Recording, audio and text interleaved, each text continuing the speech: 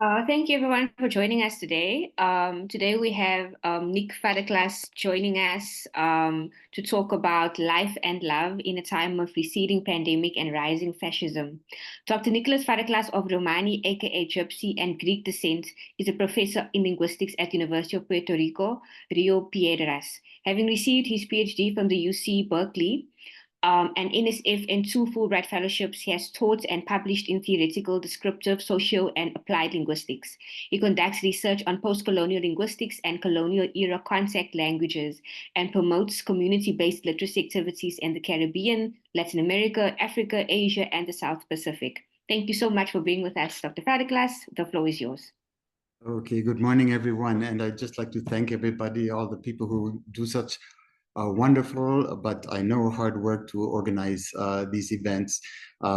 It's been 1 year, I guess, since I did the first presentation that I gave, and ever since I've been coming to the meetings because I find this forum to be one that is sorely needed given the circumstances that we're living through right now and the challenges that we need to prepare ourselves for. So again, just thank you very much. Can I share my PowerPoint? I think I need permission.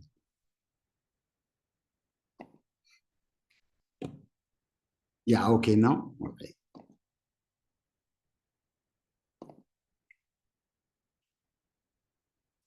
Anyway, this is a presentation that was put together by a team of people. So I just wanted to make sure that everybody gets credit for their work. So different versions of this presentation different parts of this presentation were put together by a team including Swan Ponte and Maria Luisa Guerrero from the Universitat Pompeu Fabra in Barcelona, Alice Rodriguez, Isaías Calderón, Frances Rivera, Felix Diaz, Ricardo Pérez, Gabriela Malave, Astrid Salva, Alejandra Zapata, Alvin Ramos, and myself from the University of Puerto Rico, Rio Piedras, Barry Green, an independent researcher, and earlier versions were worked on by Jessica Velázquez, Giovanni Burgos, Andres Olan, Aida Bernia, Antonio Raimundi, Gabriel Mejia, Roberto Sanchez, Mara Cardona, and Juan Sepulveda.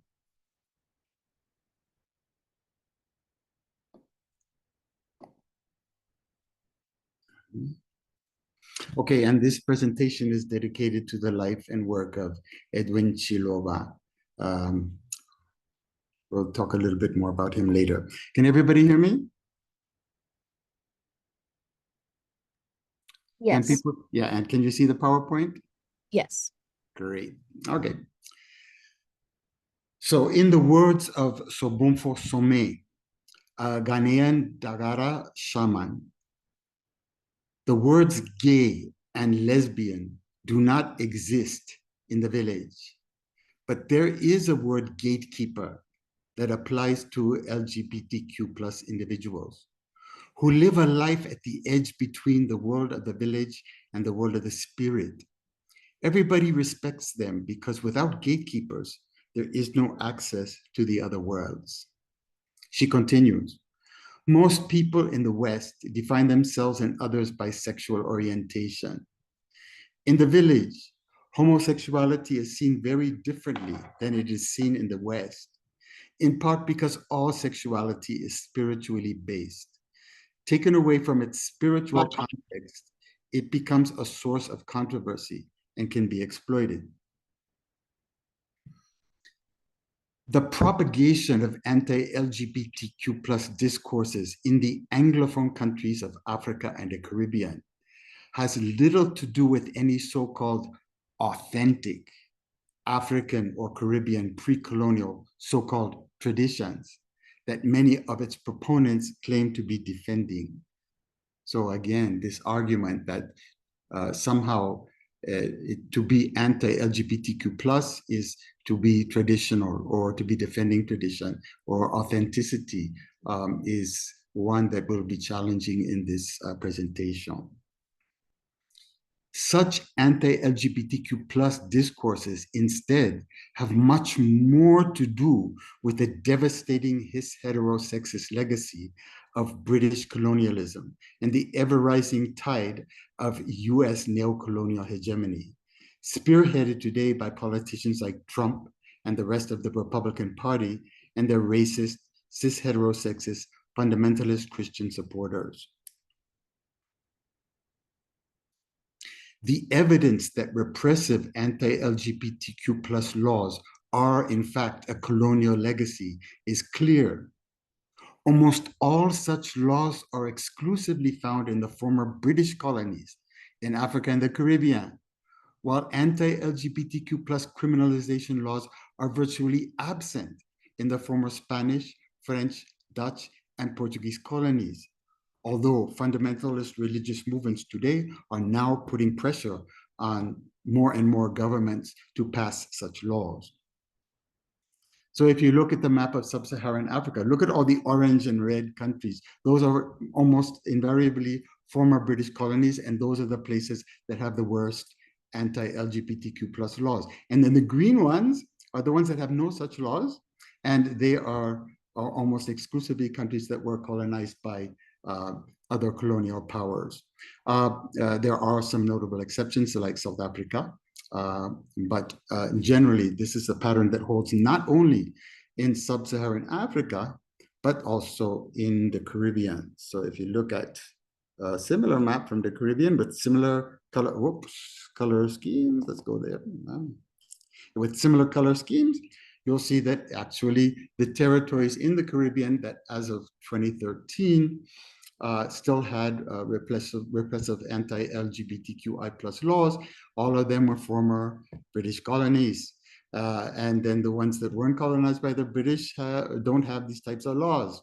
Okay, but since 2013, several countries, Antigua and Barbuda, Barbados, Belize, St. Kitts and Nevis, Trinidad and Tobago have actually repealed their anti-LGBTQ plus laws, but these laws are still in effect in Dominica, Grenada, Guyana, Jamaica, St. Lucia, and St. Vincent and the Grenadines. Okay, now let's move to Bamburi Beach. As openly gay people since the early 1970s, from a working class lumpen proletariat background.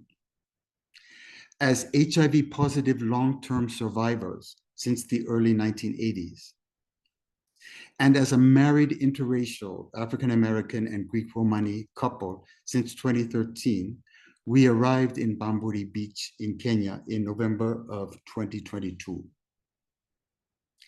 This was in the run-up to a retreat on decolonial linguistics to be held further down the coast in Diani, as part of a series of retreats on decolonial linguistics held from 2017 onward that was interrupted by the worst of the COVID pandemic. So this was our first comeback retreat to be held in Diani.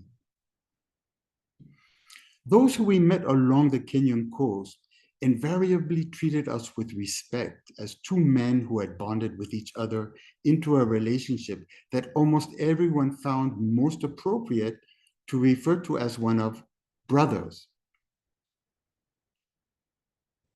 At the same time, just a few days after we left Kenya, LGBTQ plus campaigner Edwin Chiloba was murdered, and his body was left in a metal box at the side of a road along the border with neighboring with neighboring Uganda.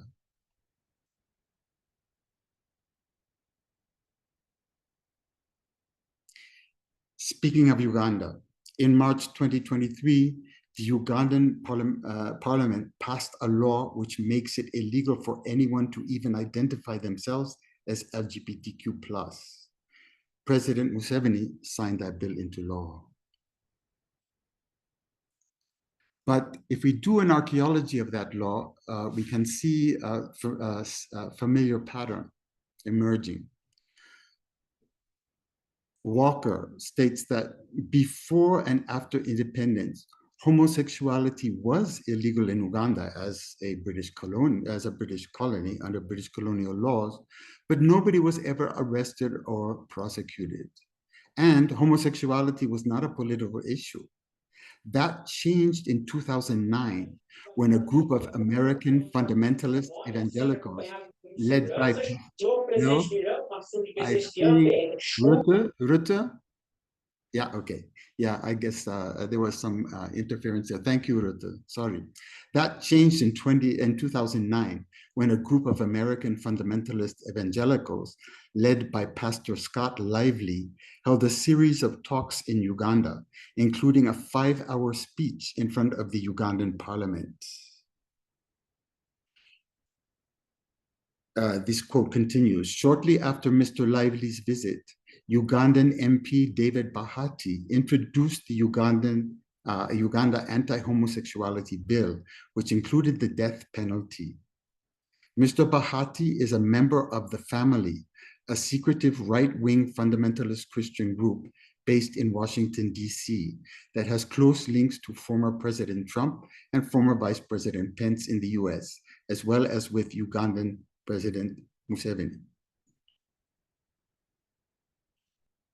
Among the American fundamentalist Christians in Uganda and elsewhere in Africa is the US-based International House of Prayer, which has more than 1,000 employees promoting anti-LGBTQ plus campaigns and a reported annual budget of some 30 million US dollars.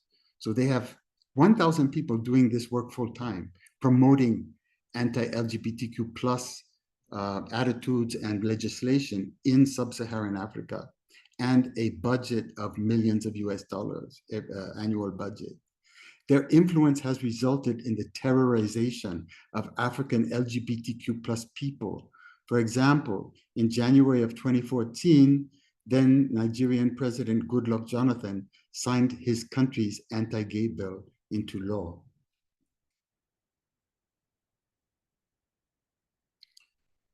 Arnold Forster says that many anti-gay activists argue that homosexuality itself, rather than homophobia, is one of the many products of colonial culture. So here we're arguing the opposite, that it's homophobia that's a product of colonial culture rather than homosexuality itself. An example of this is this quote from former President Mugabe of Zimbabwe, or this comment from Arnold Forster about Robert Mugabe, who said that he championed the purging of homosexuality as necessary to eliminate the last traces of colonial influence.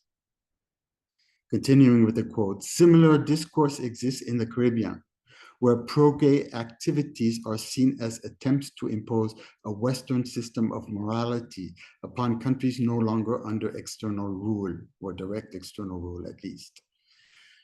Caribbean conservatives and religious groups have thus manipulated the debate over gay rights and punitive legislation into an injunction against neocolonialism.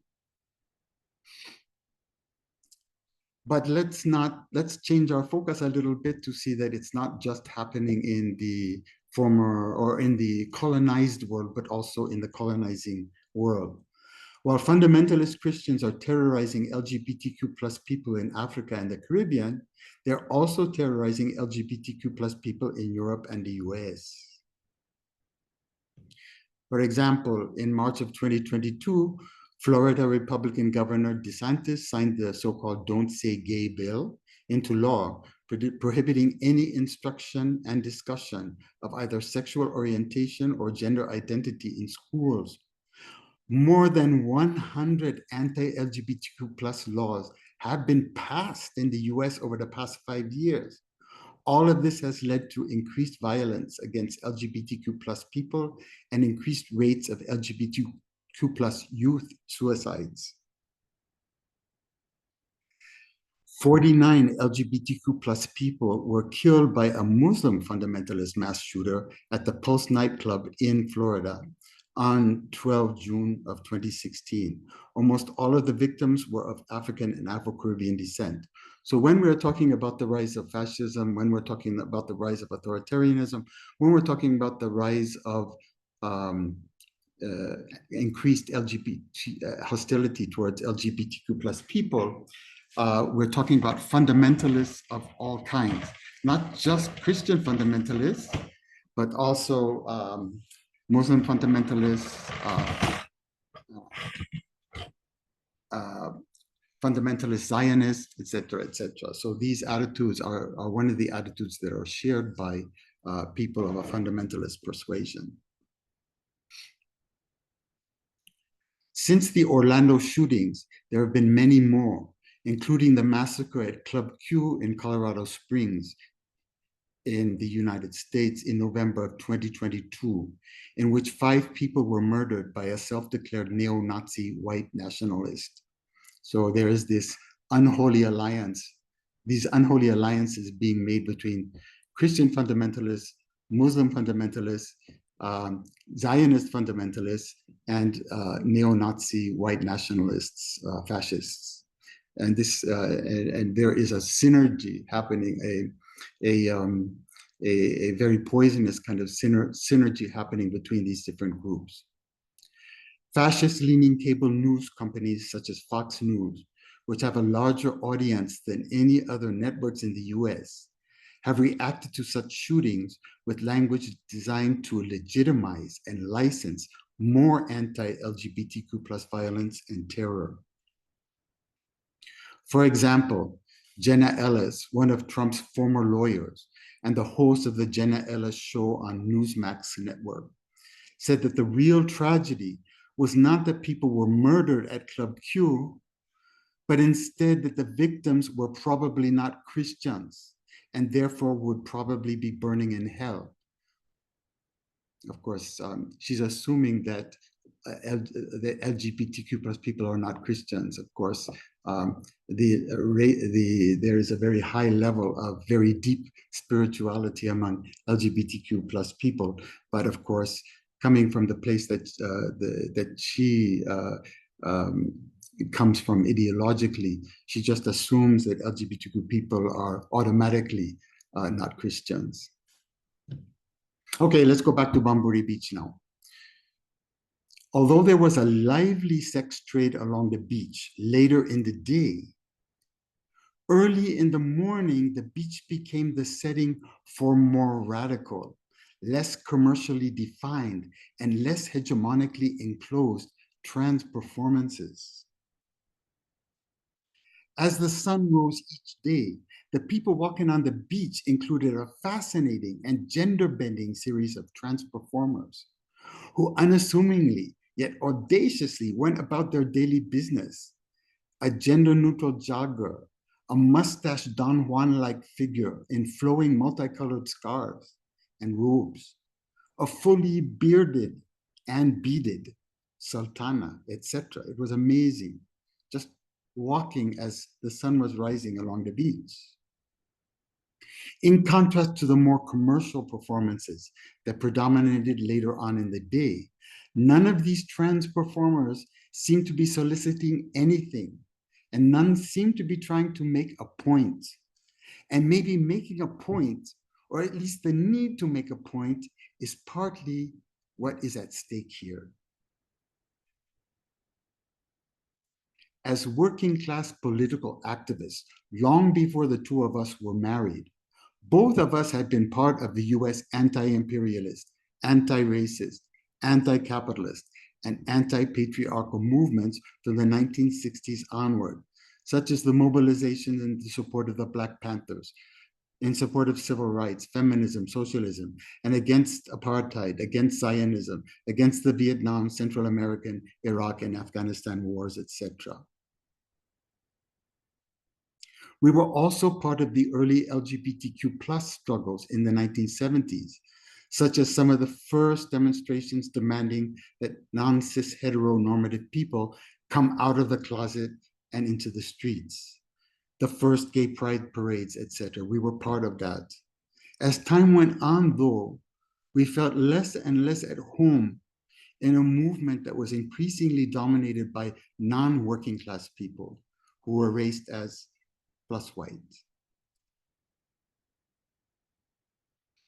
Through our engagement in these movements, we have come to the realization that all of the systems that have been mobilized in the service of coloniality, such as economic plunder, whose most recent manifestation is fast capitalism, ethnocentrism, whose most recent manifestations are racism and anti-immigrant terror, and also fundamentalist bigotry, patriarchy, and some of its most recent manifestations as cis-heterosexism and anthropocentrism are inextricably and irretrievably intertwined and mutually conditioned and codependent. Because we had been involved in different movements who said, some of whom said, okay, no, it's capitalism. That's the main problem. So if we get rid of plunder, we get rid of coloniality.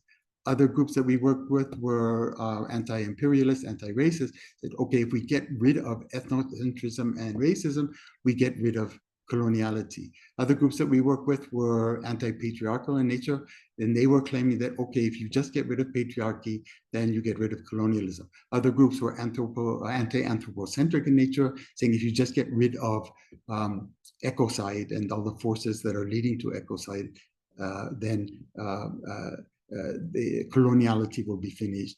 But what we came to realize through our involvements in all of those different movements was that actually you have to deal with all of them. Coloniality depends fundamentally on all of them, and no one of those systems of domination is more fundamental than the others.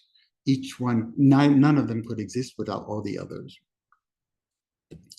We've also come to the realization there have been many ways of colonization that have inflicted plunder, ethnocentrism, patriarchy, and anthropocentrism on human society over the past few thousand years. So we're not talking, so we have to expand our understanding of coloniality from what happened when the Europeans started their maritime expansion in the 13 and 1400s to go further back. And there are waves over the past few thousand years of coloniality that have inflicted these systems of domination on human society. But of course, we're only talking about a few thousand years. Okay, only the last few thousand years of a much longer human history on this planet of something like 300,000 years. Each of these waves of coloniality has involved an intensification of plunder, ethnocentrism, patriarchy, and anthropocentrism on the part of the colonizers.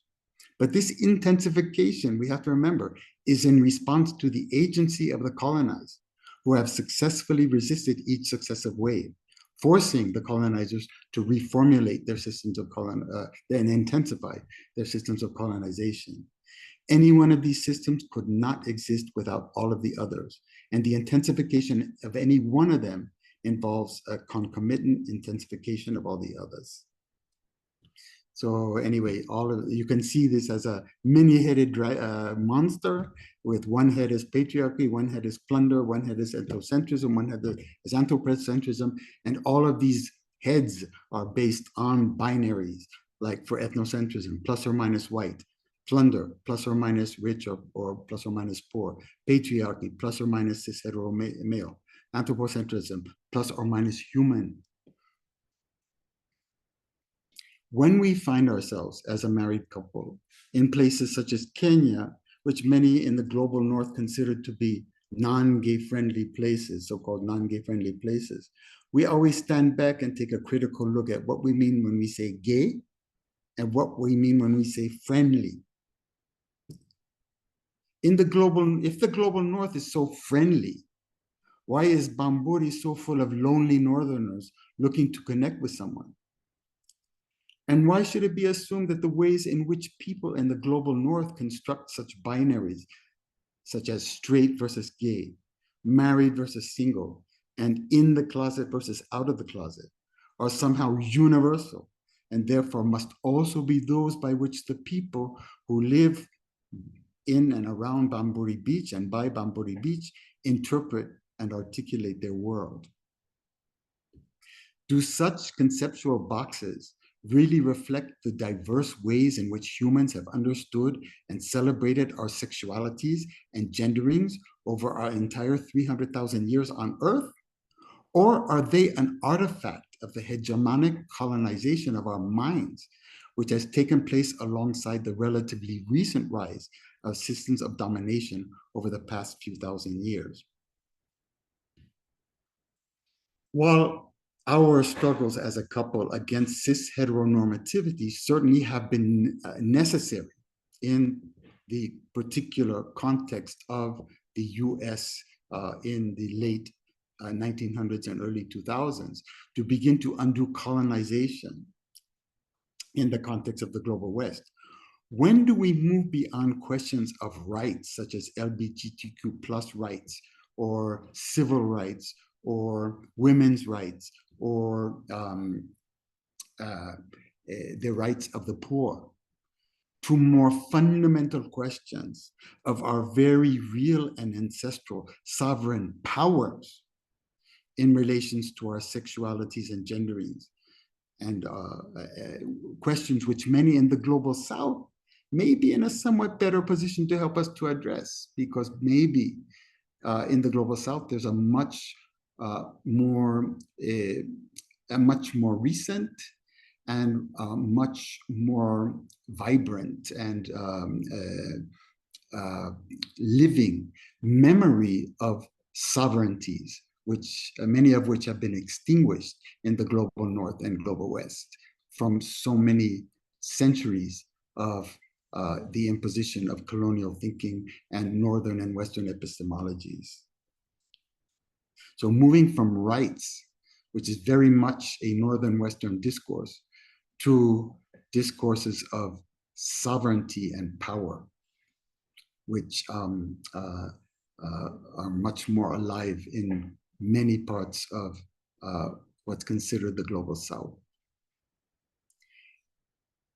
Maybe the plus at the end of LGBTQIA2S+ should best be read not as an afterthought or the little bits and pieces that are left over.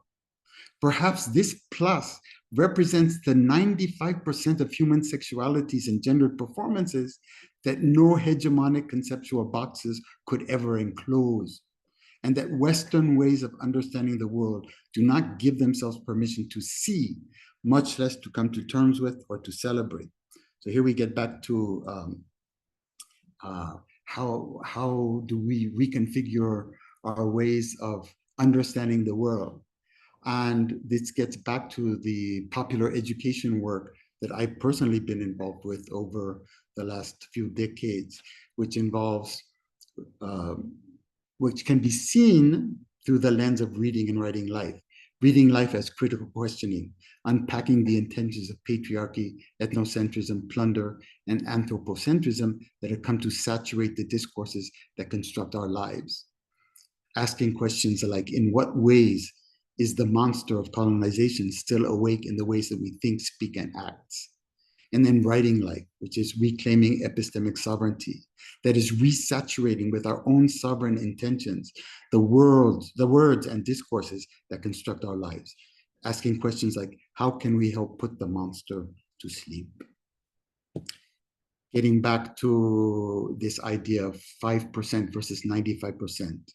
So we know that physicists now, even those who are supposed to be the experts on Northern, Western science, have admitted that they can only see this little part of what's out there, which is ordinary matter and energy. That's all that they can see. The other 95%, they've consigned to the realm of dark energy and dark matter. So is that 95% of the universe really dark? Or does Northern Western colonial science and the Northern Western colonial episteme not allow us to see it? Okay, let's take it down to the level of particle physics. And so for that 5% only that they say they can see, physicists say they can see, they've constructed these nice little boxes to classify all the little particles. But the boxes keep, but new particles keep emerging. And that's what that last row is all about. Even though they're trying to enclose all of these pieces of matter or building blocks of matter into these little boxes, it's impossible because they end up with this garbage can at the bottom where the ones that can't fit into any of their boxes keep emerging. So basically there's this obsession in Northern and Western science with control, and control through the enclosure and commodification of knowledge, or enclosure and commodification of languages, such as the naming of languages that Marconi has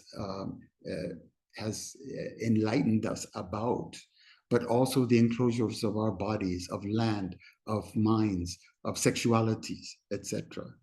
Okay, so what they are trying to do to these particles, they call these little boxes the so-called particle zoo. Okay,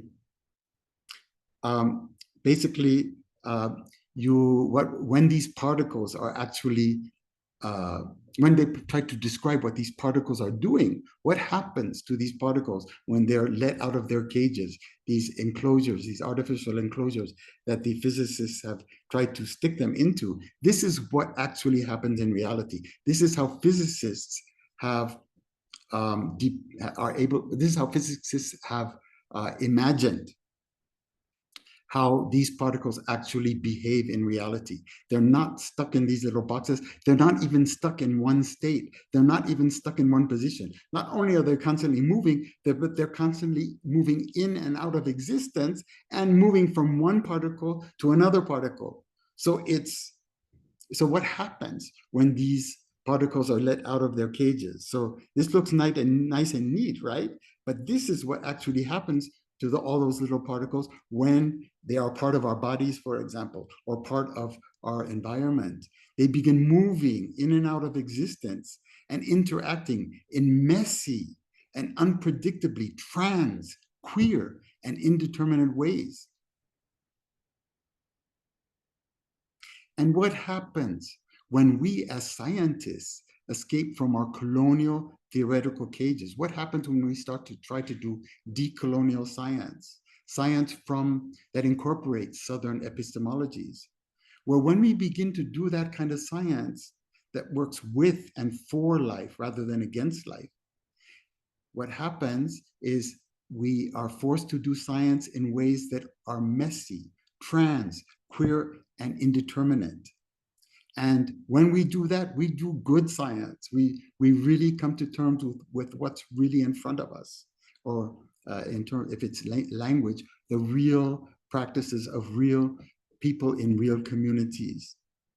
And when we do that kind of science, we force the theoreticians to play a catch-up game with us in their attempts to domesticate and take our results and put them back into these cages. And what they do with particles, they also do with sexualities. Okay, so when we talk about LGBTQIA2S+, okay, this is the result of this attempt to do the same thing with sexuality. So you can make these nice tables. Okay, so we have cissex female, transsexual female, intersex, androgynous, transsexual male, cis. You can put people in all these boxes to classify their genders and sexualities, just like you can try to put all those particles in those boxes. But what happens with real people and real sexualities and real genders? This happens. It's all over the place. You can't put it into boxes. This attempt to enclose sexualities can only deal with maybe 5% of what's going on out there, just as those particles is only 5% of what's going on out there. What's out there is all of this stuff that's jumping through filaments and all kinds of configurations of dark matter and dark energy. Say the same thing about human behaviors. Okay, and it looks really complicated and complex. This is nothing compared to the real complexity that's out there in terms of people's genderings and people's sexualities. This is just 5%. So there's ample evidence of all kinds of non-cis heterosexualities and gendered performances in every human society at every period of human history. Before the extremely recent consolidation of cis heteronormativity and the institutions to enforce it, such as the nuclear family, which is only a couple of 100 years old, despite the fact that it's been naturalized on steroids, and other institutions to enforce it, like anti-LGBTQ plus laws, people everywhere enjoyed the kind of bonding that the two of us as a couple have enjoyed as what our society calls a gay married couple. But people who have done this throughout the longue durée of human history and across the planet in all human societies probably have done so as what they might have understood to be something like brother and brother, rather than as husband and husband. In fact, in most places and times, eroticism, affection, and bonding into deep relationships have been just as likely to take place between people sexed as male and male, or female and female, than between people sexed as male and female. And for most of its relatively short history, institutionalized marriage has been more about fulfilling social obligations than about eroticism, affection, and bonding. So what do we mean when we say marriage?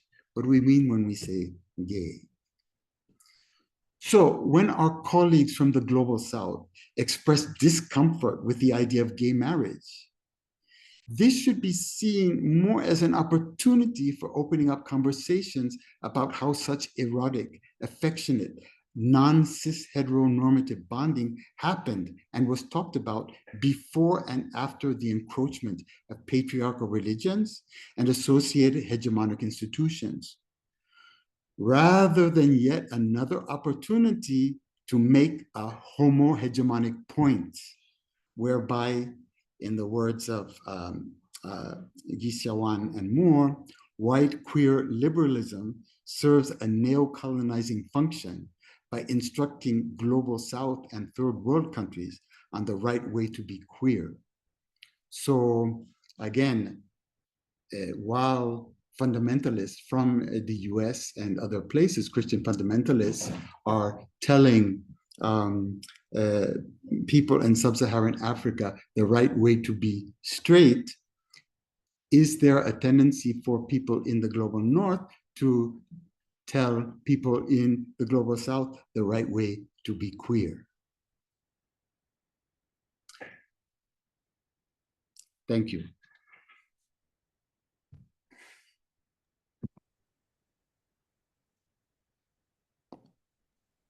Thank you very much, Dr. Faraclas. Professor Makoni, you're on. Nick, thanks a lot for this enlightening presentation. I want to ask a sort of very pedantic question. Follow me a bit on this.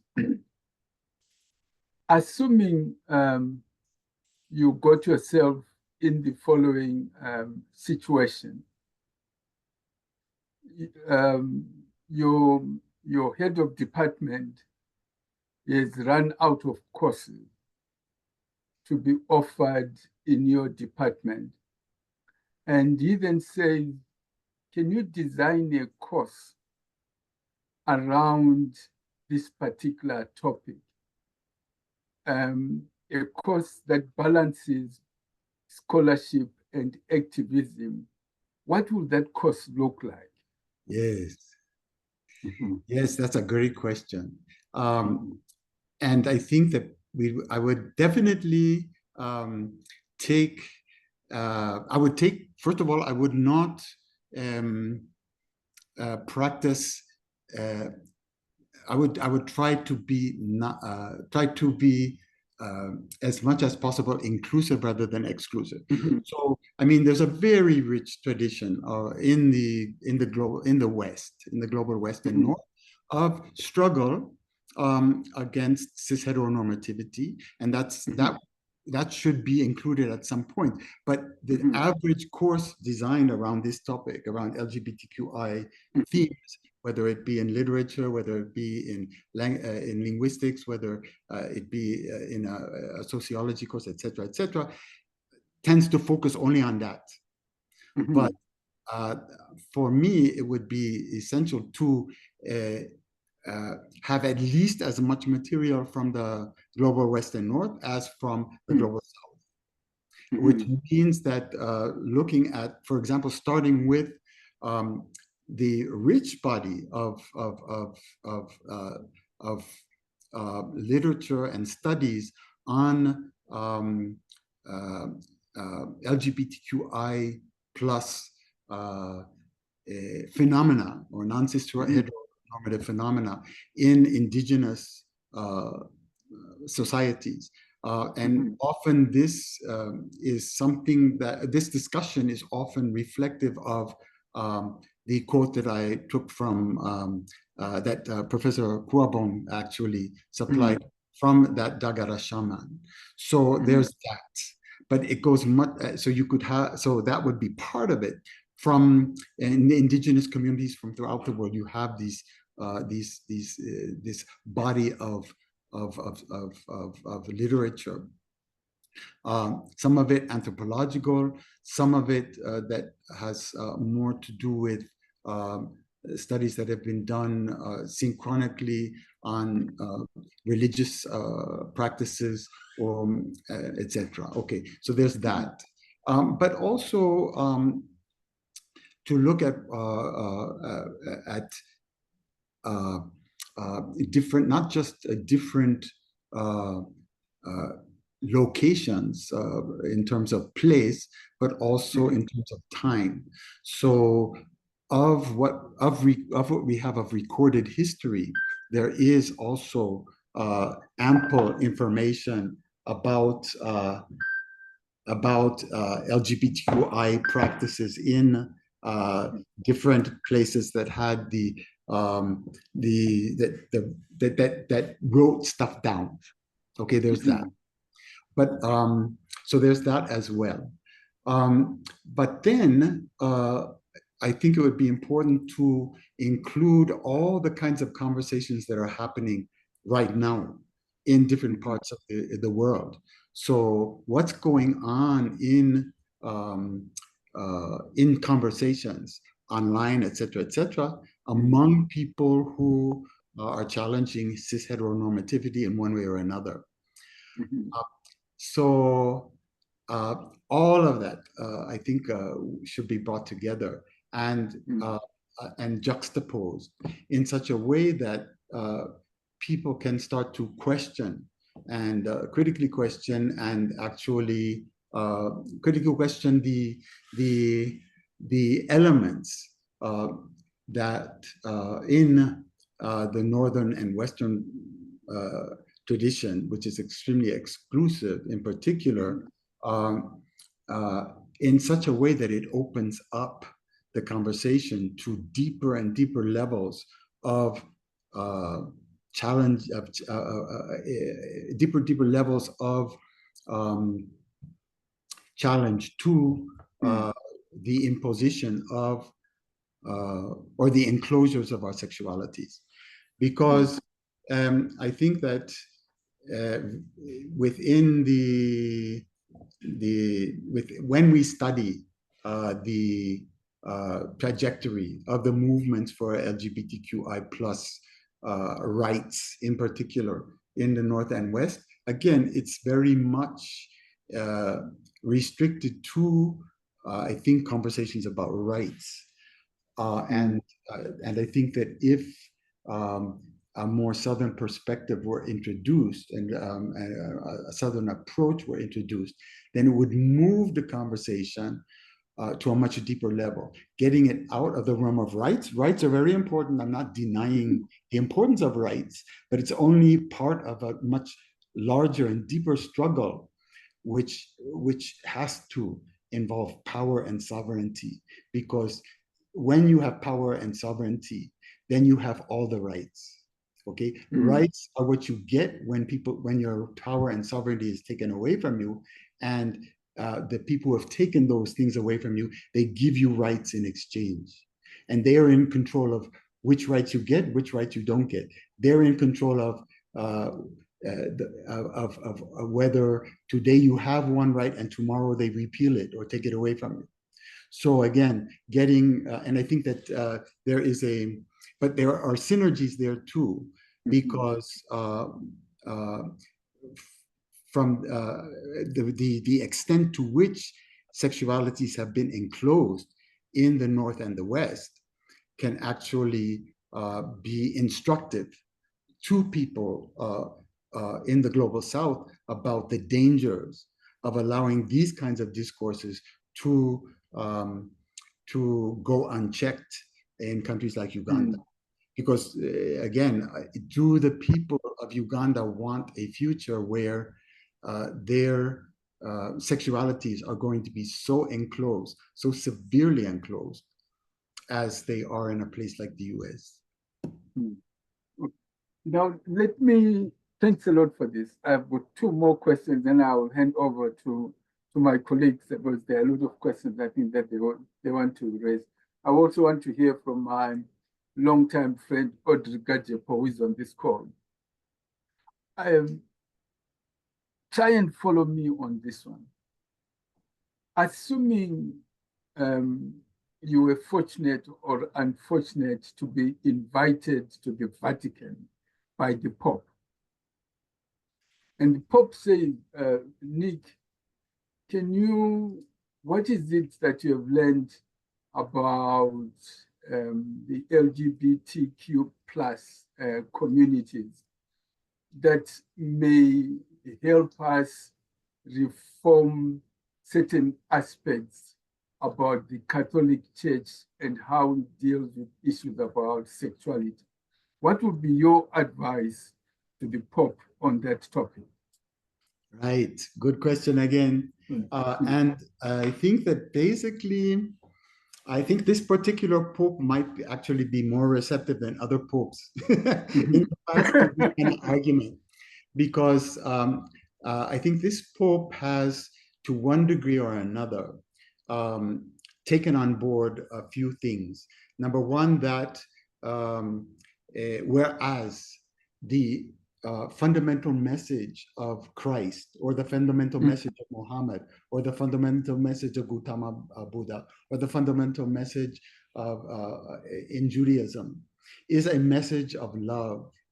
The institutions that have grown up around those different messages, the religious institutions, have often transmogrified those messages into messages of hate and exclusion, rather than messages of love and inclusion.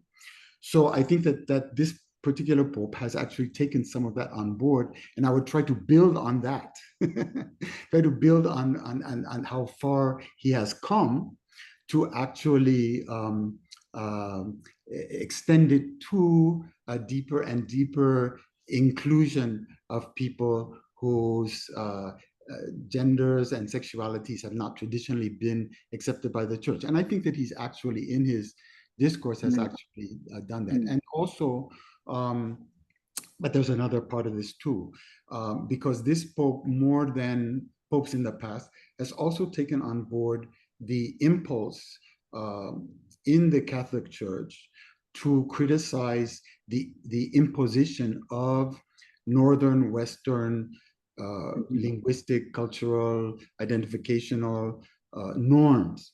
So that now I think that this is a tendency that predates the present Pope, but I think the present Pope has been a force in encouraging this to continue.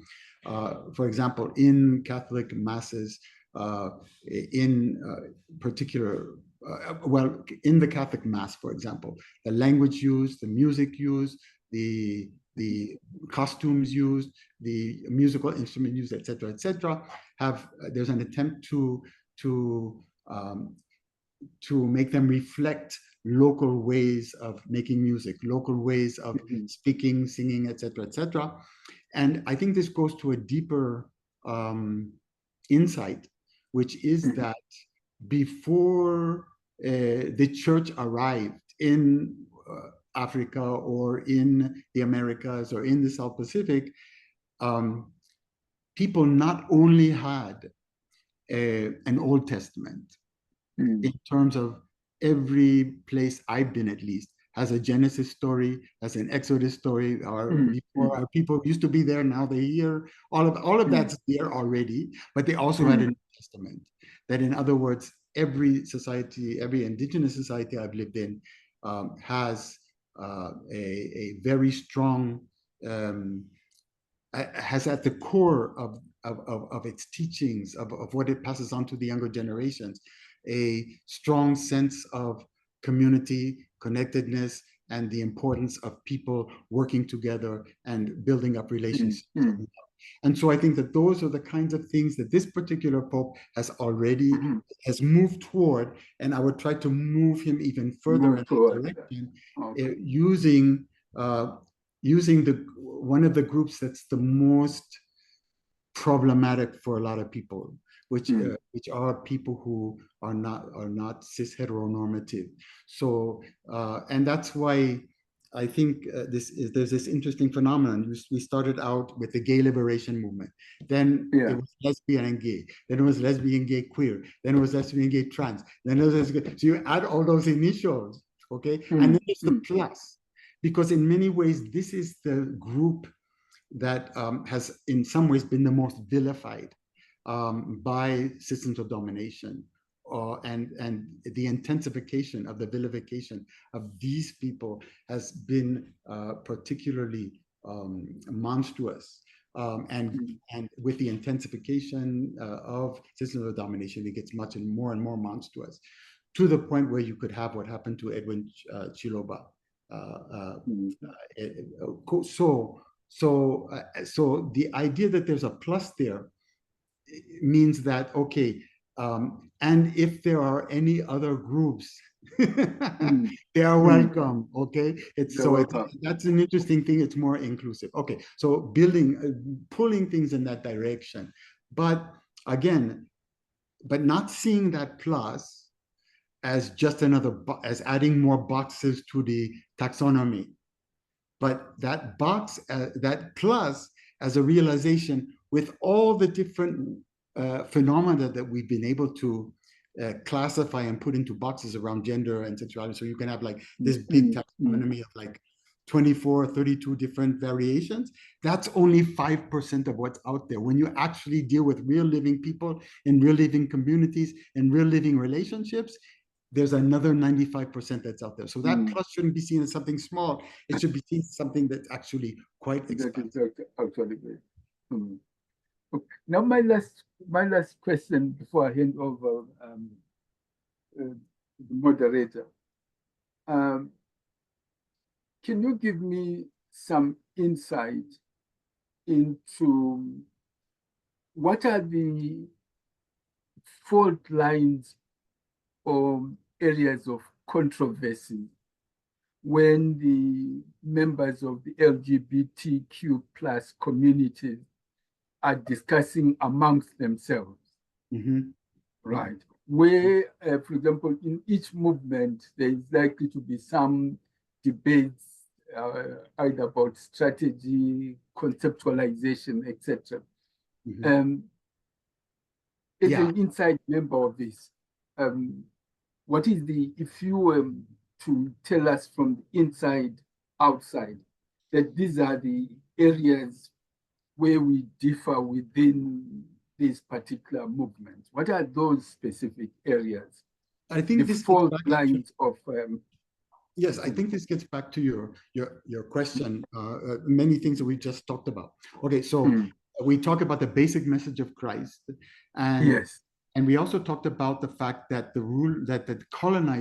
forces of colonization are constantly trying to reconfigure their system in response to the successful resistance of the colonized. Okay, so reconceptualizing the colonized as agents of history. Okay. Changes so many things. Okay, so how do you deal with that kind of challenge? How does the ruling class deal with it? Okay, Yeah. so let's go to the second question you asked. Okay, so basically the Catholic Church. Yes. What is the Catholic Church? Okay, so basically in the initial stages of Christianity, Desmond and I were talking about this yesterday. You had people actually challenging systems of domination. Christianity was called the language of the enslaved. People were living in Christian communities with no hierarchies. Women were serving as priests just as much as men could serve as priests. In other words, all these traditional systems, modalities of domination were being challenged, that were the product of former ways of colonization that happened under the Greeks, the Romans, etc., etc. Okay, so it was a major challenge to the point where it couldn't be stopped. So what do you do when the colonized are challenging the system and they can't be stopped? Okay, there's no way. You can try to kill them, you can't. You can try to buy them out, you can't. You can try to all kinds of things, and you can't. So what can you do? So you can, one of them, when all else fails, you can co-opt it. Okay, so in other words, the ruling classes become Christians. Okay, the colonizers become Christians, and they turn a message of love and community into a message and inclusion into a message of exclusion and domination. Okay, so again, this is something that I will talk to the Pope about. But then getting to what's going on, within LGBTQI plus community. Okay, so basically, being involved from the very beginning.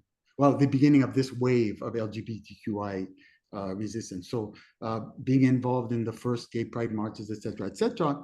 I saw this as a very important part of I identify very much with that movement, and that movement became so much of a challenge to the system that actually it got co-opted as well. So now LGBTQI people or gay people can get married.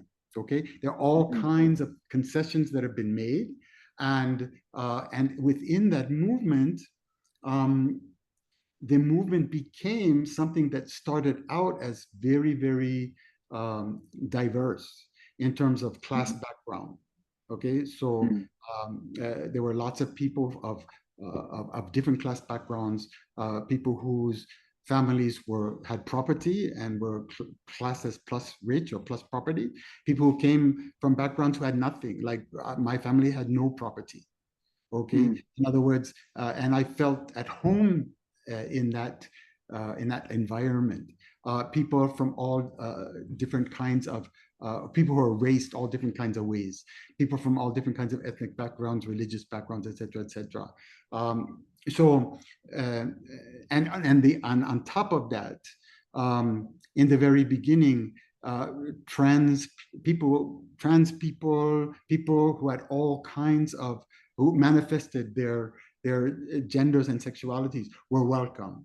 That was how it started out.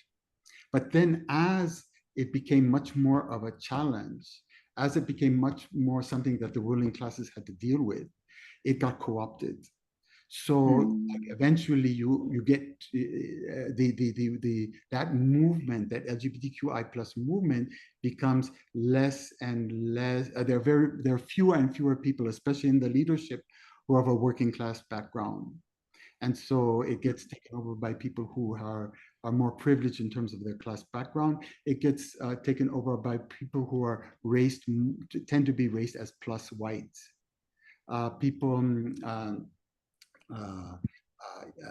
So in other words, as time goes on, the image of who a gay person is gets bleached. It gets as a higher class. Things that, especially my partner or my husband and myself to a certain extent, can't identify with. And so in terms of the class, neither of us can identify with that. In terms of the racing of that image of who a gay person is, and the racing of who are in the leadership positions in that movement, are for myself, it's problematic because again, while in U.S. society I tend to be raised as white, that's if they don't know about my Romani background. That would make it very problematic in certain ways. But in any case, I don't tend to feel comfortable with that assignment and comfortable in a movement where the people in leadership and the image projected is one of somebody who's plus white. So again, both of us, when we think about how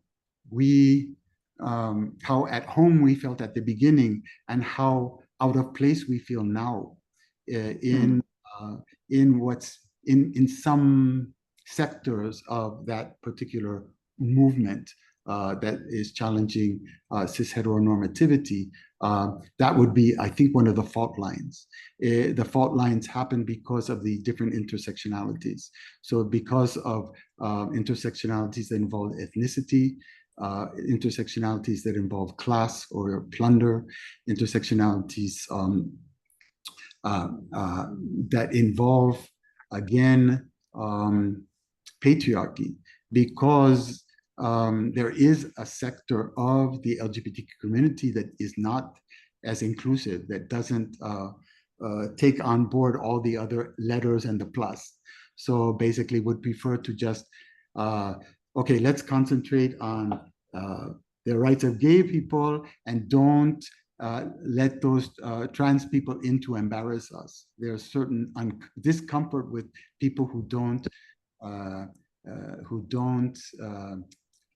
whose challenge to cis heteronormativity is perhaps more radical than just being gay or being lesbian. So those are the kinds of fault lines that exist. And the result has been that I'm no longer involved that much with LGBTQI plus politics. I tend to be involved with popular education in a way that goes beyond just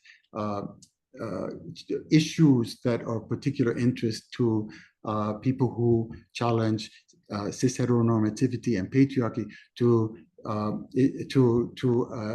a range of issues that involve all of those different dimensions: patriarchy, anthropocentrism, plunder, and ethnocentrism. Okay, thank you very much for this. Let me hand over to the moderator, because I think there are a number of other people who want to jump in and ask specific questions. Thanks, Nick. Thank you. Okay. Thank you very much, Dr. Makoni and Nick. So first we have Michael Scott, who draws a link between the International House of Prayer, called IHOP, and the International House of Pancakes. And I don't know, Michael Scott, if you would want to elaborate more on that. Yes. Thanks, Michael. That's brilliant. You're muted.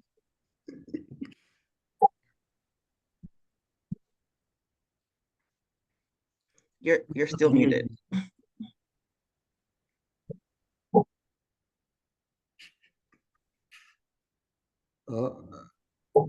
Now. All right. Well, yeah, no, it just put in my looking up. I've been cooking a lot of flatbread this week, enjoying various varieties of East African flatbreads, and I find they're a much better alternative than highly processed flatbread servings. And it occurred to me that because these chains, like the International House of Pancakes, tend to be marketed toward people who are not very well off financially. Mm-hmm. And as a consequence, they're very malnourished in many cases, suffer from obesity and diabetes, other problems of that nature. Is there a connection somehow with the marketing being done by National House of Prayer. It's just a wild association of that's all. Yeah, no, that's really interesting because I mean, it's not the first time that people have noticed that the initials coincide, International House of Prayer and International House of Pancakes. But actually, again, there are lots of ways that that association can be interpreted that make a lot of sense. Okay, so not that the International House of Prayer is a branch of the International House of Pancakes or vice versa, but this commodification of food, I mean, is just what we're talking about, the alchemy that we do as scientists, putting things in boxes, trying to basically, the impetus behind that is control and predictability and commodification. So our science is not about coming to terms with what's out there. Northern Western science has nothing to do with coming to terms with what's in front of our faces, and everything to do with controlling what's out there or trying to control it. Of course, that's a completely impossible thing to do, but you can't blame them for not trying to do it. So what they do is it's this process of enclosure of knowledges, enclosure of phenomena into neat little boxes that can be predicted. Once you can predict something, you can control it. Unfortunately, once you enclose something and put it into a box, you kill it, so you deprive it of all of its life. Okay, but in any case, that is our science. That's our theoretical science. Okay, and that's what the Northern Western episteme does to food. So the thing that you eat at the House of Pancakes is completely predictable.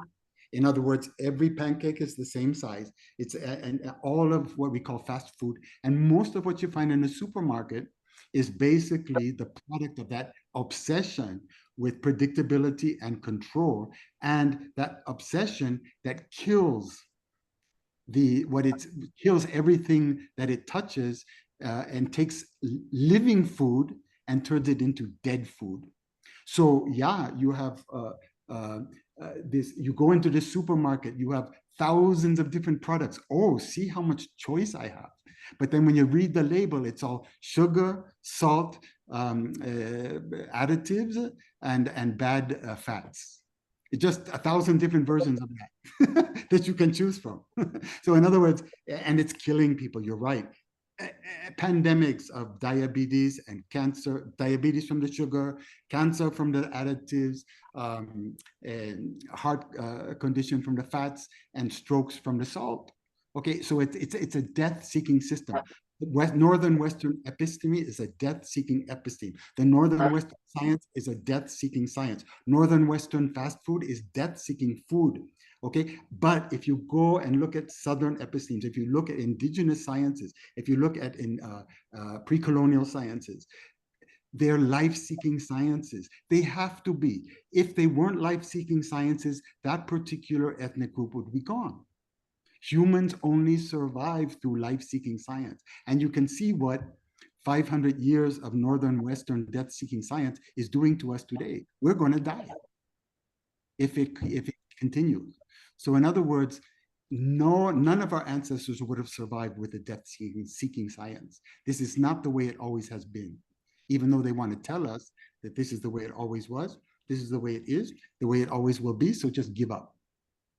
And stay in your little intellectual, very critical, but very pessimistic and basically neutered box, because you'll never do anything. You'll never accomplish anything because you just believe that this is the way it always was, this is the way it is, this is the way it always will be. People have always been doing these things to each other, and they've always been killing each other, and people have always been patriarchal, and people have always been ethnocentric, and people have always been anthropocentric, and people have always been plundering each other. No. We wouldn't be here if our ancestors had been plundering each other, or patriarchal, or ethnocentric, or anthropocentric. They would have killed themselves off long ago.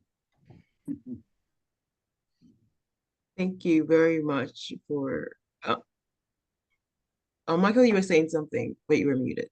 You were just thinking him. Still muted.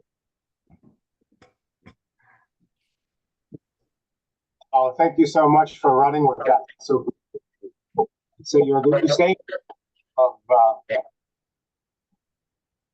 don't know what's wrong with me. Thank you so much for running with that. Appreciate that. Thank you. Thank you too. So Gabrielle thanks you, and Audrey Gajipo, who's left, also thank you for this thought-provoking presentation, especially the colonial lens through which you discussed the topic.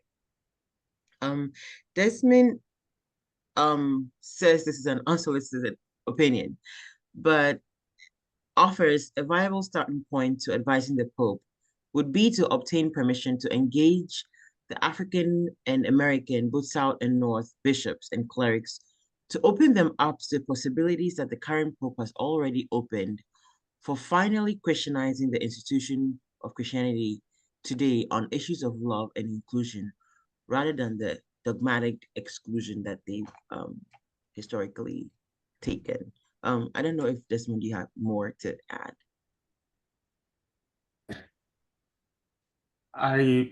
Thank you. I don't want to take too much time on this because I think I'm sort of in my head listening to Nick and the conversation. But if I use this opportunity to add something to this, is really just to thank Nick for the probing insights. I think the question about Christianity here is very important. So let me sort of provide two caveats before I make the point I want to make and maybe even ask a question. The first caveat is that I speak as someone who was born into a pretty strong Catholic tradition, who spent 8 years in a Catholic seminary at a time when I wanted to be a Catholic priest, and as someone who continues to practice Catholic Christianity to date. I also, so I say this just to make the clarification that I don't want anyone who hears what I'm saying to think this is coming from an angry non-Catholic, or non-Christian background.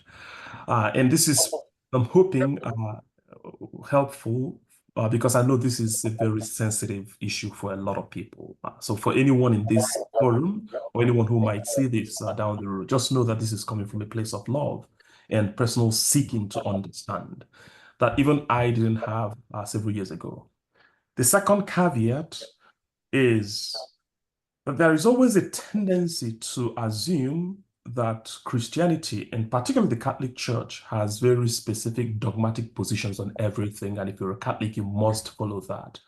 I was disabused of that notion by a Jesuit Catholic priest while I was in graduate school at Loyola University, who gave a very brilliant presentation on how if we were to gather all the cardinals in Rome and open virtually any subject, any theological subject for conversation, you will have such a diversity of opinions among these cardinals.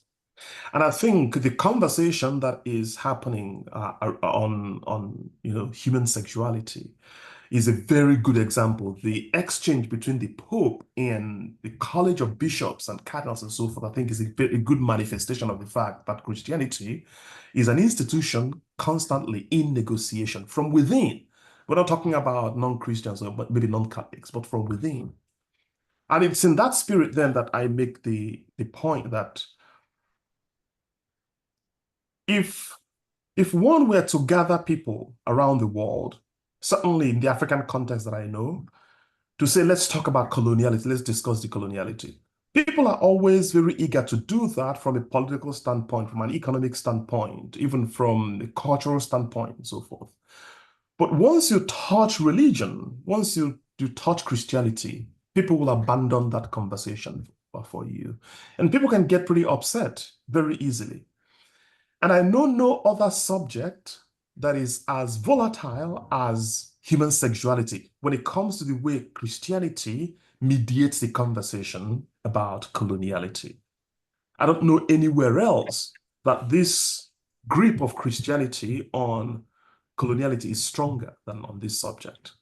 So And this is the reason I'm saying thank you, Nick, for doing this. I think this is a very important subject, and I don't have any sort of personal expertise on the subject, but I know that this is pretty important. My questions really fall along two lines, maybe two related lines. One is, earlier you mentioned that a lot of what is happening with the anti-gay movement across Africa is a pretty recent event. So you have a lot of Western interests that are pushing this agenda. This is, anyone who pays attention sees this. And you have this, you call this unholy alliance among very different, sometimes contending, entities, both religious and non-religious. And I wonder what it is about those entities that make it possible for them to form that alliance. Because I'm assuming it cannot just be their religious interests or affiliations, because they don't belong to the same religions. So what is it about them that draws them together? I wonder if it is just the tendency to define reality, to define and categorize reality in universal terms. Is this a question of humility? That is just someone not being able to admit that they only enter existence from just one tiny position and need to leave room for others to be who they are. I wonder if that's the case, but I'm interested in figuring out what is drawing people together. Yes. The second part of that question is that some people I have listened to comment on this particular subject about on how indigenous or traditional sexual fluidity is. Seem to have fallen along two lines. Some people who would say, no, this is a colonial invention. That is, the anti-gay movement is a colonial contraption, the way you were talking about it. And then you also have people who say, no, if you look at our ancestral traditions, even indigenous languages, they do have language for both male, female, including language that suggests male dominance and so forth. So it's almost like people take from history whatever they want to take.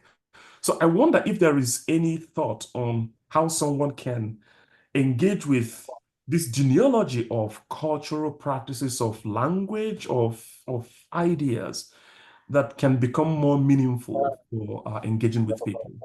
Let me end with this quick note to go back to the comment I posted here, that part of what I hope will happen with Christianity in the long term is really to Christianize the institutionalization of Christianity.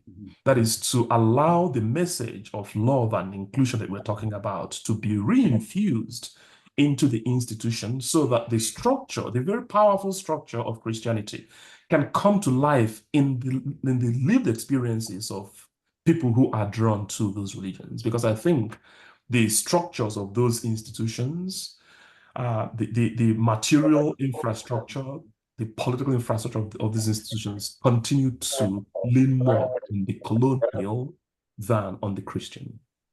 Thank you again, Nick.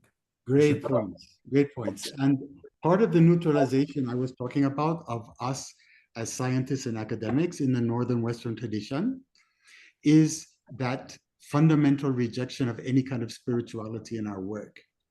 So one way to make sure that our work will have no effect on society is to make sure that all of our work is scrutinized in such a way and disciplined in such a way that no serious discussion of spirituality can happen in that context. So in other words, the Western and Northern academic establishment is completely allergic to spirituality. You're not supposed to talk about spirituality. You're not supposed to take that into account when you do your work, okay? And if you do your work without taking spirituality into account, that will guarantee that nobody in the wider society will ever listen to you, because people need it. Spirituality is a basic human need, just like food and water and connecting with other people. It's a basic, to me, it's a basic need. And if you're deprived of spirituality, it can endanger your continued existence. Okay, so basically, when we're talking about how can they make sure that people who are critical will never have an audience, is to make sure that when we talk about our critical thinking, we never integrate any kind of spiritual dimension into it, because spirituality is extremely powerful. And so in the end, you have a political spectrum which on the left has a lot of involvement of academics who are allergic to spirituality. And then on the right, you have these people, fundamentalists, who use spirituality in the most death-seeking, most opportunistic ways. And who are people listening to? They're listening to the right. They're not listening to the left. Another problem with the left is that we are systematically attacked by the state. In other words, many of the movements that I was involved in were actually infiltrated by the FBI, and people were killed. Okay, so the state really does go after the left and not the right. Okay, there are all kinds of factors there, but one of the things that makes the left less sexy to the broader public is the fact that we don't involve spirituality usually in our discourse. Okay, and this is a big problem. Okay, any case, so now moving to the next, your first question, which is connected to this one as well. Okay, you're absolutely right. The Northern Western episteme has this obsession, not just with control of the future, but also of the past. So if you want to control the past, you have to identify the one source of everything. So you will have this quest in Western science for the theory of everything, the one magic bullet that will explain everything. Okay, and this is a very deep, a very fundamental part of that thinking, and the church reflects it. So in other words, we could say that the church basically has adopted this way of thinking. So everything goes back to one source, a patriarchal God, etc., etc. Okay, so but in the process of being used as a colonial instrument and an anti-Christian instrument, actually an anti-Christ instrument, the religious institutions have essentially sold this idea that we are the ones who whose ways of dressing, whose ways of singing, whose language, and whose beliefs are superior to yours. So that's the colonial discourse that is foisted on the colonized, and many of the colonized interiorize that, okay, and take it on and accept that type of discursive domination. And then here comes the Catholic Church in the 20th century and the early 21st century, changing its tune and saying, look, now we realize that before we got to your place, before we got to Africa or South America or wherever, that you already were Christian. And so it's okay to play your ancestral music or use your ancestral instruments, use your ancestral languages. Okay, if you've internalized that idea that no, there's only one right Christianity, and it's the one that the Europeans brought. If you internalize that, then you're going to leave the Catholic Church. And so you have a lot of people, once the Catholic Church and other churches, more established churches, began to admit that they were wrong in the ways that they tried to evangelize people by presenting themselves as somehow superior culturally, linguistically, etc., to and in terms of their beliefs to the people that they were interacting with. Okay, once you get this manifestation of that consciousness in terms of allowing people to practice their religion in ways that are more appropriate in terms of what the ancestral practices are in that particular location at that particular time. Okay, once you get that, then you get this whole reaction by lots of people in parts of Africa and parts of South America, etc., that say, no, that's not the real religion. We want the real religion. And so they go run away to the fundamentalist churches. And the fundamentalist churches are the ones who still have that view, that very colonial view, that there's just one true belief, one true language, one true way of thinking, one true one true set of cultural practices that just happens to be the ones that correspond with Northern Western ways of doing things. So yes, so what people are doing to the Catholic Church, they're also doing in response to the discourses that have been have been propagated by fundamentalist Christianity. So in other words, I want the real thing, the authentic thing. So in other words, somehow LGBTQI plus people are challenging my authentic culture, my true culture, in other words, but actually what they are offending is the internalized colonial norms that come from, it's very obvious in the case of the Anglophone Caribbean and Anglophone countries in Africa, sub-Saharan Africa, these that come from that colonial presence of the English.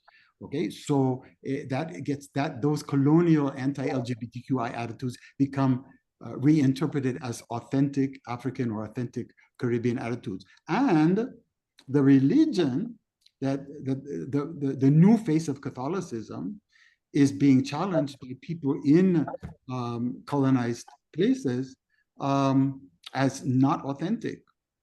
Okay, we want the real authentic one. So this claim to a monolithic authenticity is a very virulent part of the virus that is coloniality and the Northern Western episteme. And then thirdly, your last point, basically very, very contradictory here. So you have these traditions in every society has traditions of people who don't conform to cis heteronormativity. Okay, but and also the extent to which patriarchy has penetrated different societies in terms of how many waves of colonization have actually impacted any particular society, okay, makes a difference in terms of how much they even take on the compartmentalization of sexuality.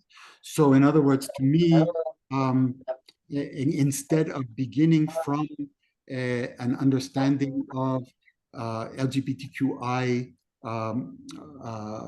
phenomena that comes from a Northern Western perspective where gendering and sexuality is very much compartmentalized and defined and commodified. I think it's a much wiser thing to start with, okay, what kind of things happened in this particular society? What things do you remember?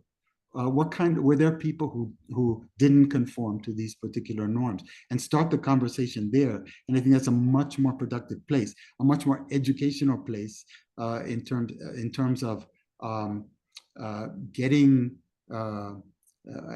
in terms of taking homohegemony, in terms of eliminating homohegemony from the discourse and from the conversation, but also in terms of reviving memory. And I think memory is extremely dangerous because we have been taught to remember only things about the past that correspond with systems of domination. That's all that's legitimized in the history books. So from the beginning, it's all plunder, it's all ethnocentrism, it's all patriarchy, it's all anthropocentrism.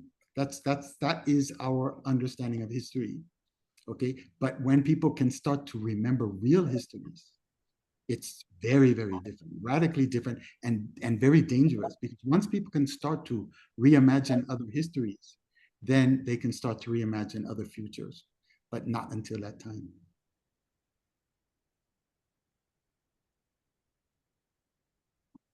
Thank you very much, Nick. Arthur Spears, you had your hand up a long time ago. Arthur, good to see you. I did, and I saw the end of the message. Someone had asked me to put my hand down or whatnot. Please. Barely got we want to hear you. Message. Nick, as always, your talk was absolutely extraordinary. And it's put a lot on my mind. I have so much that I would like to comment on and so many questions that I would like to ask you. And the problem is focusing it because I don't want to talk for 3 hours. I'll start with the last comment you made about memory. The state seeks to, and we're talking about the machinations and the chicanery of the nation state and the modern global empire. That's what we're talking about. How does it operate and how does it keep its power? And that's the question that animates all of my thinking these days. I'll just say 2 things as a context for what I want to say. I was at a meeting, it was a plan to get some decolonial research going, more of it, among Black scholars. And there was a point when someone said that, and I have a contact at the Mellon Foundation, and someone else said, I have a contact at the Ford Foundation. Now we're talking about decolonization, and they're talking about funding from institutions thoroughly implicated in what is oppressing us. Just wanted to make that point. The second thing is I'm working on an autoethnography of the community I grew up in. Why?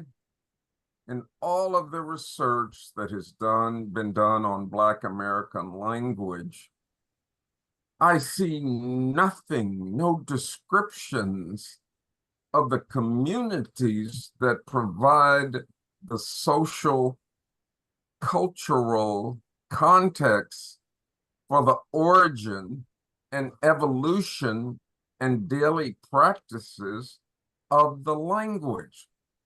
And there's all this talk about structure and items like stances, identity, etc. Where is the ethnography of African American communities? Now, as you all know, there have been exceptional treatments. For example, Black Metropolis is the classic that was written in the 30s. The research was done in the 30s and 40s, and it came out.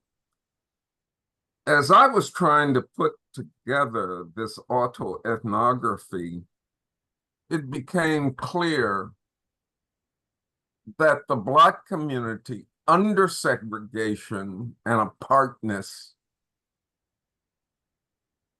it's not what has been described.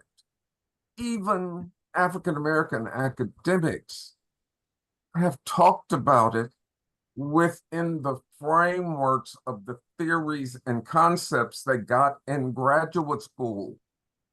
And they never grew out of that epistemological and ontological prison. That's what it is. What I have seen is there was a totally different structure. There were concepts that were key to understanding the community that don't have a term to go with them. Let me just say a little bit about sexuality and the family, etc. There's the whole literature about unfortunate Black single mothers and their problems raising children.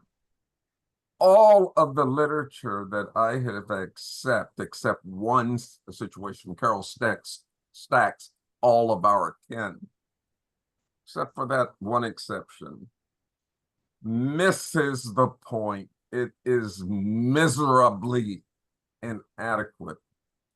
Number one, There were all sorts, there's no such thing as a single mother. There's no such thing in the traditional African American community. It simply doesn't exist. There were institutions for childcare, for a father figure, additional mother figures, everything. There were women's cooperatives where they banded together to raise the children. The neighborhoods themselves were organized in such a way that to talk about single motherhood and make it the central concept in talking about the family in the Black community is absurd. One thing,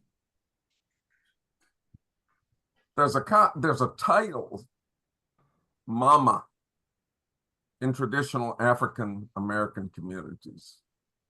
Every neighborhood, every community had Mama Jones, Mama Johnson, Mama Jackson. And this was not simply a title of respect. To be a mama, you mothered the community. Your house was always open. If somebody was hungry, they came to your door. That's how Black communities got through the Depression. If your kids were at home from school early and the mother could not come home because she was at her job, they went to Mama Johnson's house. There was always food, a buffet at Mama Johnson's house. And of course, the Black bourgeoisie, who had been most effective by this nation-state imperialist ideology of what is proper, wouldn't let their children eat at Mama Johnson's house. We had a mama who lived, there was a church, and then on the other side of the church was Mama Johnson's house. We as middle-class Negroes who had been to college, we could not eat at Mama Johnson's house. But of course, we ate there anyway. The most incredible food. Sexuality. Probably the only way to say it is that homosexuality did not exist. It didn't exist. It wasn't a concept. You had labels for different aspects of sexuality, but there was no put it all in the same bag concept like homosexuality. Okay. Every male adult in the community was married. The gay ones, I'm just going to use these terms that we have at our disposal, the straight ones, they were all married. Often, if they didn't have kids, they would adopt kids informally, nephews, nieces, whatever. There was a zone, like the beach you talked about in Kenya, where people who didn't conform to the cis, straight, patriarchal myth congregated and expressed themselves and everything. There was a strip on 3rd Street. Unfortunately, it was a night locale. It wasn't 24 hours. But what I'm saying is that it's fundamental to understand what the state is doing. I talk about hierarchies of dominance.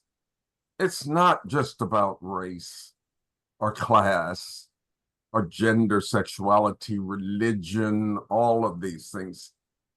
It's about many systems of oppressive stratification, and they all work together toward the same fundamental program of the state, which is social control. You divide and conquer. You're not an X, but there are those people Y who are the direct opposite of everything you are. And if it doesn't work in terms of race, then they'll catch you on sexuality. And if those two don't work, then they'll catch you on class. You know, you're pro the expression of sexuality, you're pro anti-racism, but you're stuck in a socioeconomic class place. I want to say that the state disciplines desire. This is a fundamental program of the state, to discipline desire and sociality and memory. In terms of memory, I look back what those traditional African American communities represented doesn't exist anymore. And I see that basically I have a responsibility to record what it was really like and do so outside of the epistemological hyphen ontological context of received so-called knowledge from the university. Those are basically the points. Once I was running a book project and we got on the subject of Marines. Marines, that's the military, the branch of the US military. And the author and I, a couple of things came out of that long discussion, which we could not put in the book for various reasons, is that the Marines are an ideal example of the states disciplining, certifying, and licensing our behaviors. And we began to notice who is likely to become a Marine. They are very often short men. They are very often men who are into what I call advanced bodybuilding. And I'm not criticizing any of this. But why do so many of them end up in the Marines? And I could give other examples. But what we came up with is if you are insecure about your masculinity as the state has defined it for you, you're insecure about your maleness in any way,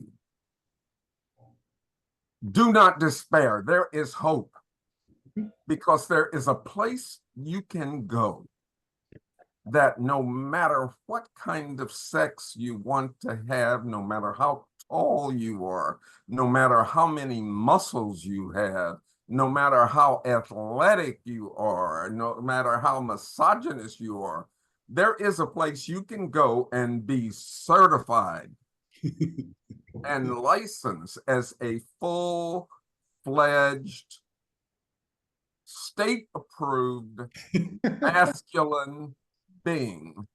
And one of those places is the Marines. Yes. Okay. Like I said, we couldn't put that in the book. I won't get into that story. There's too much to say, but the last thing I'll leave you with, and it relates to that last point, there's a hell of a lot of censorship in our publishing. And one of the things that happened at that group, the decolonial group,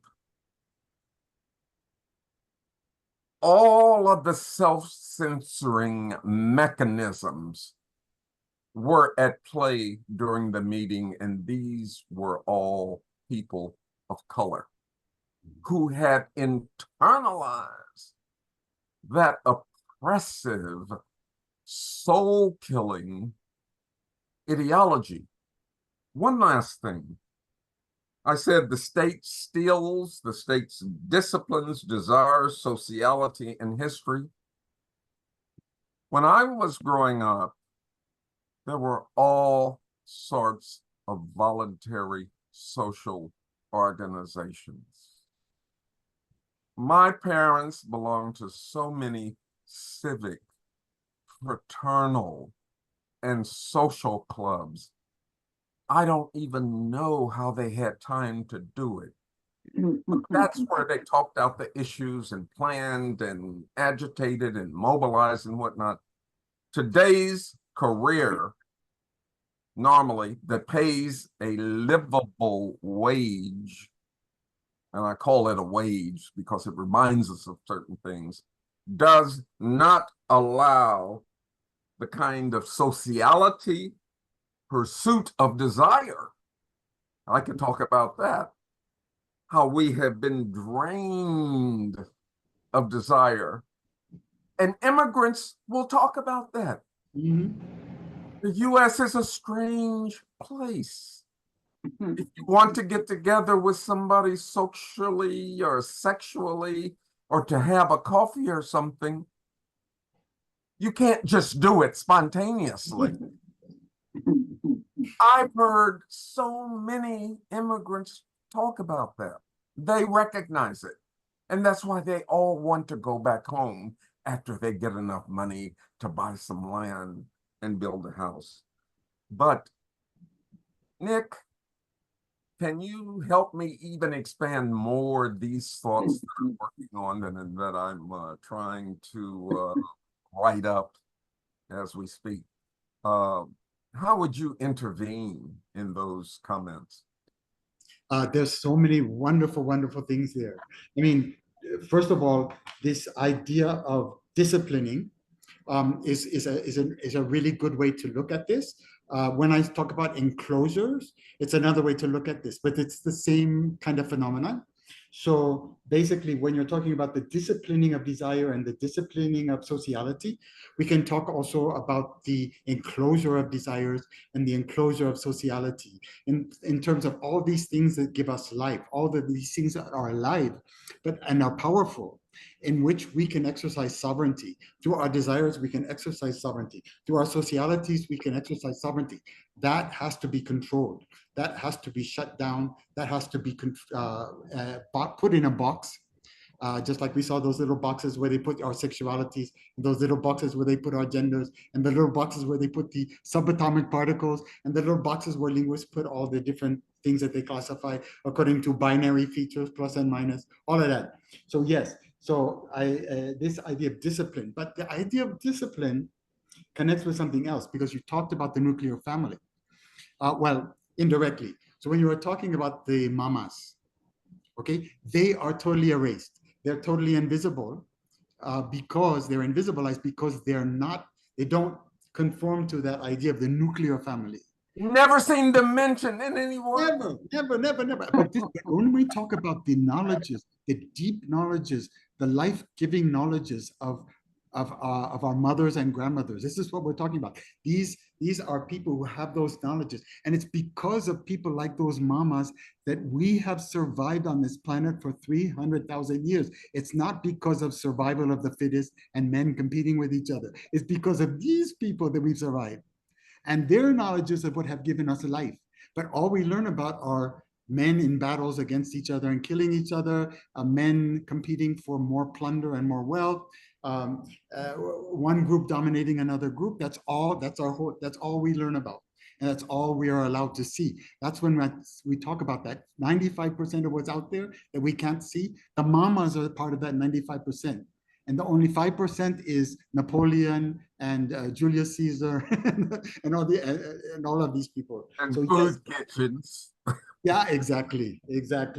And then right. So it gets enclosed that way. Okay, now part of that enclosure can be extended to gendering, of course, and sexualities. So yes, in the sense of an enclosed sexuality, homosexuality doesn't exist before that gets assigned a box. Okay, definitely. And I mean, from my experience, the majority of males in any given society have had at one time or another, especially Marines, sexual contacts with people of their same sex. Okay, so in other words, when things aren't in a box, people are free to do all kinds of stuff and to move into all kinds of, through all kinds of sexualities and genders, just like those particles. Okay, at this point, it's a boson. At this point, it's a lepton. In other words, a person can flow through all kinds of sexualities and all kinds of genders. And so that is a sovereignty. It's a sovereignty with sexuality rather than having your sovereignty enclosed and your sexuality assigned to a box. And then once you're in that box, that's all you're allowed to do. Or your peers will discipline you and say, oh, you're not really gay because you had that relationship with that woman, or you have a child, that means automatically you're not gay. I mean, all these crazy fault lines, getting back to what Makoni was talking about. I mean, there are people in the gay community who have those kinds of attitudes. In any case, but that disciplining and the nuclear family and the Marines, that's another very important thing for us to learn about, because, okay, if you do the archaeology of systems of domination, that particular wave that occurred when the Dutch and the English took over the colonial enterprise, the European colonial enterprise, that was when the nuclear family and military discipline really were intensified. So in other words, the nuclear family as we know it came about through the same configuration of forces and same intensification of systems of domination as military discipline. So before that, actually soldiers were very undisciplined. But the Dutch not only perfected the nuclear family in that particular period where they made capitalism work for the first time in the West as a world system. Okay, at that same period, and no accident, they instituted the nuclear family, and it didn't really catch on in a major way till the 1800s, but the origins can be traced back to the Dutch in the period when in the 1600s. Okay, but also military discipline.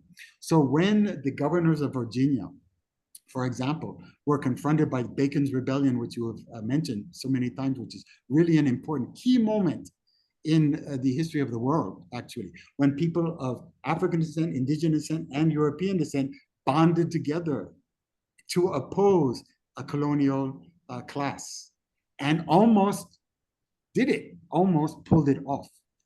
But they were blocked by the replacement of the governor of Virginia with a governor and a vice governor or assistant governor, whatever it's called, who were educated in the Netherlands in military discipline. And so it's in the Netherlands where there's an attempt to enclose the body to such an extent that every joint of every piece of your body is under control. So this idea that we have a military discipline is relatively recent. And it comes from the same set of intensifications of systems of domination that gave us the nuclear family. So there are connections to what you're saying in terms of military discipline and the nuclear family. So how do you micromanage the body? And how do you micromanage human relationships? You have to penetrate all the way down to the least joint so that all of the soldiers are moving in unison and every joint is under complete control by their superiors. And they'll do whatever their superiors do. They're killing machines. And the nuclear family is a way for patriarchy to extend its reach into the micromanagement of our everyday relationships and the enclosures, the micro enclosures of our socialities. This is brilliant, Arthur. There's so much that we could talk about, but those were the lights that lit up in my head while you were speaking. Thank you very much, Nick. We will turn off our recording and our moderated time now, and Kim will tell us